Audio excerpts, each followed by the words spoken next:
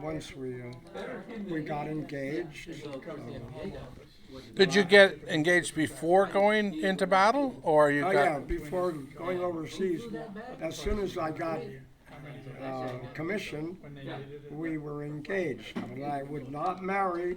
I'm not going to leave any orphan kids. That's exactly what my father did. He got engaged, and then got on the train and had left. And he says, I wasn't going to get married because I didn't know if I was coming back or have any kids, and that's how he felt also. Yeah. Well, I remember as a kid seeing World War I veterans all cut up or crippled, and I thought, well, boy, I'm not going to come back like that and be a burden to somebody, especially a wife. I'm not going to do that. So that was my attitude. And why did you said you signed up, if I remember correctly. You weren't drafted, you signed up, correct? Yeah. Did you sign up before we went into war? Oh no, I signed up in March after December 7th. It was December and March 15th I went into the service. And if we wouldn't have gone into war, do you think you would have signed up? Yes, I would have, because I was interested in a career in the military Oh, okay. as a youngster. And so I took exams and didn't make West Point. So anyway, the war came along, and I had a different opportunity. And so when you got out of Barksdale, then where did you go? Were you assigned a plane in a crew, and you took off where, and what north route, northern route, southern route? We made up a crew at Barksdale, and then we went to the Carolinas to get a brand new B-26. I forget. North Carolina, I think. But anyway, and so I calibrated the instruments in this brand new B-26. And then our crew, we flew it across the northern route. Oh, so tell me what the northern route was to you at that time. Okay, you fly up to Bangor, Maine, or Presque Isle, Maine, two different places, anyway, and then over to Goose Bay in Labrador, Yep. and then from Goose Bay across to PW1, which was a little airstrip on the southern tip of Greenland, and then from there, BW1, Bluey West 1, over to Iceland, and I forget the name, but then Iceland over to either Scotland or any airport in Britain that is open for receiving airplanes. So anyway, we ended up in Wales because the weather was bad. We finally got to Iceland and waited there a week for weather to clear out of Britain, and then flew over to Britain and delivered a brand new airplane and waited there and went into... Was that your plane, or you were just ferrying, and then when you got over there you were assigned a different plane? It turned out that airplane was sent to the same group that I was sent to. Which was what? How this happened, I don't know. It probably was a plan. What was your group? Airplane had ended up in the group in my squadron. What was your group and squadron? The 397th Bomb Group, 598th Squadron. Okay. And sure enough, it was the airplane that we had flown across. So you got used to it. Oh, nice. I scratched my head. How can they do that? Yeah. You know what model it was, or just No. like a B model of some sort? I didn't pay any attention to Yeah. it. Okay. But it was the long wing one, I'm sure, right? The long wing version. Probably a C model. Well, Or a later B. Yeah. I think it was like after the B4 or B10. I think they changed. by the time it came to us in the operational squadron, it had identification, big letters on it, Oh, okay. Assigning it to our group, and with the insignia on the tail, Yeah. which in our group had the yellow stripe. Okay. And it was all dolled up and delivered, and happened to be the plane that we brought. Was it in camouflage paint or was it natural metal? And I just marveled at that, how they can take this thing that we brought over, deliver it to the guys that brought it. Yeah. Yeah. Ask him again. Oh, what color was the plane? Was it painted in camouflage? Yes, Oh, okay. So olive drab gray on the bottom. And then how did you feel when, did you have practice missions and did you have to learn how to fly in formation or what was that process? Yeah, in Europe, they did. The pilots had to train to fly the way they did it in Great Britain, with the different navigational aids and all. And what do you mean by that? Well, they had they had a buncher. They called it a buncher beacon. It was a beacon that the airplanes could center on. And later on, it turned out we had one in Peronne, France, a buncher beacon, and it was amazing. The RAF at night would come across, centered on our beacon, and then turn eastward to Germany from our buncher beacon. Well, this was not uncommon. Maybe for 20 minutes, the airplanes would over, and then they'd go. Well, this one night, it turned out 30 minutes, and they were still buzzing over our beacon. 30 minutes later, now what's going on? And I went out, so I got out of the sack. I had gone to bed. And I got out of the sack, and the sky was full of moving lights on our Peronne, northern France, buncher beacon. And the airplanes were all turning and heading eastward. Some of them were doing dog legs because the RAF had assigned them a certain time to drop their bombs, and they were ahead of time. So anyway, but it was a fascinating, the whole heavens was moving lights. It's fascinating. And anyway, watched that. It happened on any number of nights, but not quite as long. When was the change from they having Bombardier navigators on planes to a toggler and no navigators? Well, they got so many airplanes flying, B-26s that is. They had to have somebody in the nose to open the bomb bay and to toggle the bombs out. You couldn't have enough trained bombardiers to be in every airplane. It would be a waste. So that's what happened. They trained sergeants to be a toggler, to ride in the nose, open the bay, on the lead bombardier.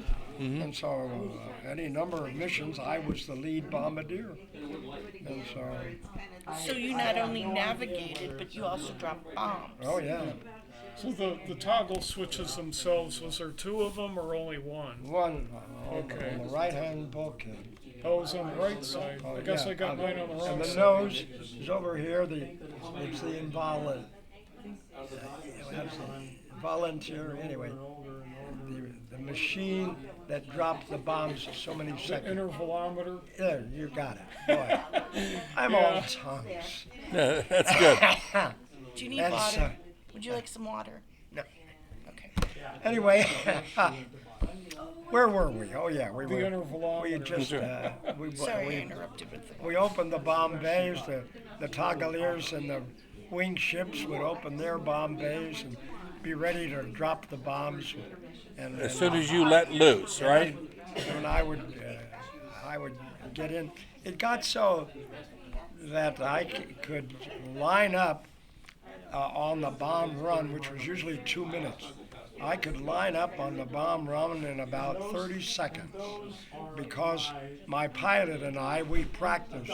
Before we got to the actual area, this slug of air is the same moving, so we would practice going in this, and I'd get the settings in the bomb sight just right, and then I'd say, okay, and then we'd peel off and go back and get on course, and then... And everybody would follow you? Yes. Okay. So and then we'd get on the bomb run, and in sometimes 60 seconds I could open the bomb bays and let it go. And So level them out. so if there was a target, would you let them go at the beginning of the target, knowing that the rest of the guys would, because you've flown more, will hit further? Or does it all planes go to that target? I'm not sure. Yeah. They were all watching me. If I was the lead bombardier, Yeah. I didn't always lead, but when I did, we'd open the bomb bays and then line up and get going. And then when the bomb sight, I'd hold up the trigger, and when it hit, the bombs would automatically go, and the rest of them would drop. Okay. So that's how it worked. And then how close were your buddies next to you? Were they 15 feet apart, wingtip to wingtip, or what? Well, to they get the tried pattern. They tried to fly as close as possible, maybe 20 to 30 feet off the wings. But on the left side, the pilot on the left side is looking across the co-pilot to stay in formation. It's very difficult. If he's on the right side, he's on his side, and it's really easy to stay in nice and close. But anyway, they'd stay in nice and close until the bombs were broken.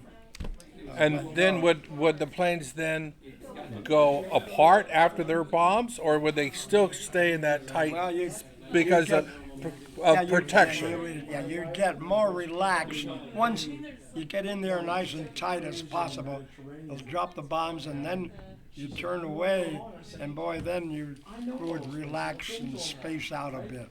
And when Okay. you drop your bombs, you're getting lighter, so it's going Oh yeah, once in a while you can feel, especially with a 2,000-pound bomb. Yeah. When two of those leave your airplane, you feel it. Yeah. And you go faster. Yeah. So Speaking of faster, yeah. the B-26 was the only airplane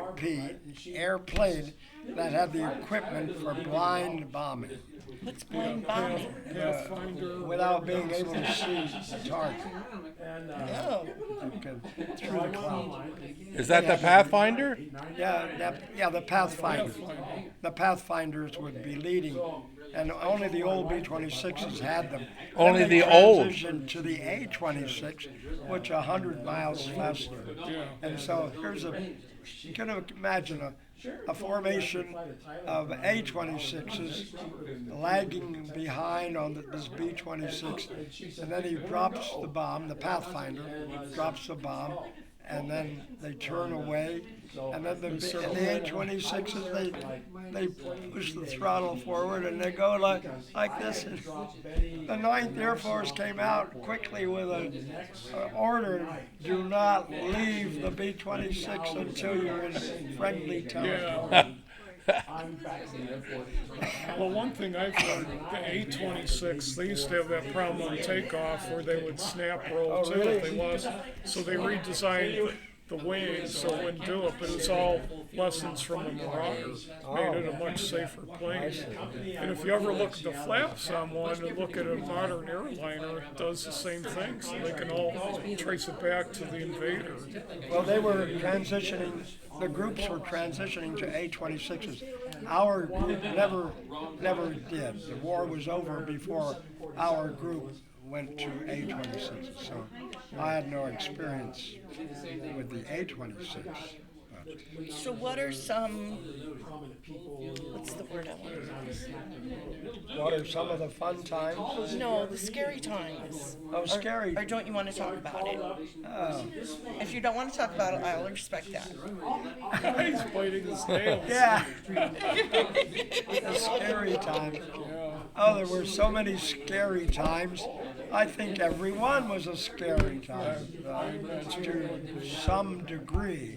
And boy, when the flak came up and you saw a black cloud, okay, it missed.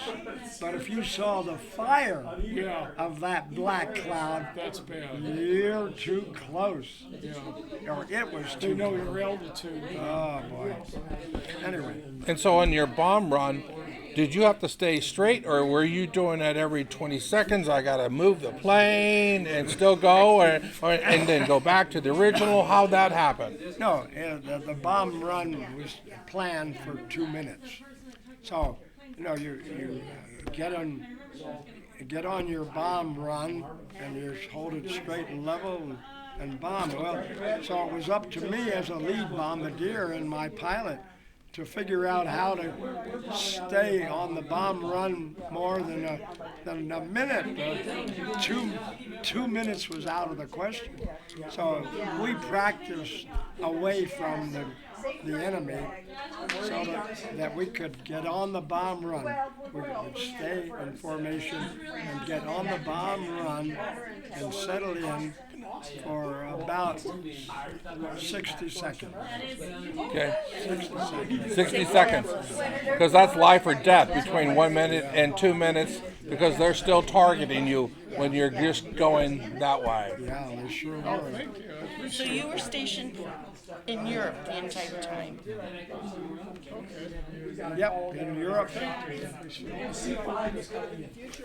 Wow. Yeah. Well, thank you. Well, And I how did? wanted to know how the bomb site worked. Yes. Okay. Well, the bomb site had a control for the drift, left and right, and the trailing of the target forwards. And the idea of the bomb site was to set the setting so that the hair moved along when you could put it on the target ahead of time and then move along. So anyway, that's the theory of it, and it worked. Mm-hmm. And so you learn to crank in your drift for the angle, and then your speed. So. And what do you mean by drift? Against the wind? Yeah, the wind. So did you use the drift meter to figure out which way the wind was? and Yeah, how to cram? we had a drift meter for navigating, and the bomb site itself was a drift meter. So the pilot, you would tell him what altitude, so he would have to hold that. Now, what about course correction? Like mine has a PPI I would pilot drift indicator. Did you have that? no, he would just be on the course, whatever it was, on the map, and he'd be on that, and we would crank in the drift, and of course the speed. Okay. That the bomb site would take care of all of that. So anyways, The bomb site is just keeping you on course and telling you at the moment to drop the yes, bomb. well, yeah. If you operated it correctly, yes. Well, there's all those variables. So anyway, it was the Norden bomb site really worked well. I know a lot of people have said that it really wasn't good. Well, I found it to be excellent. Great to see you.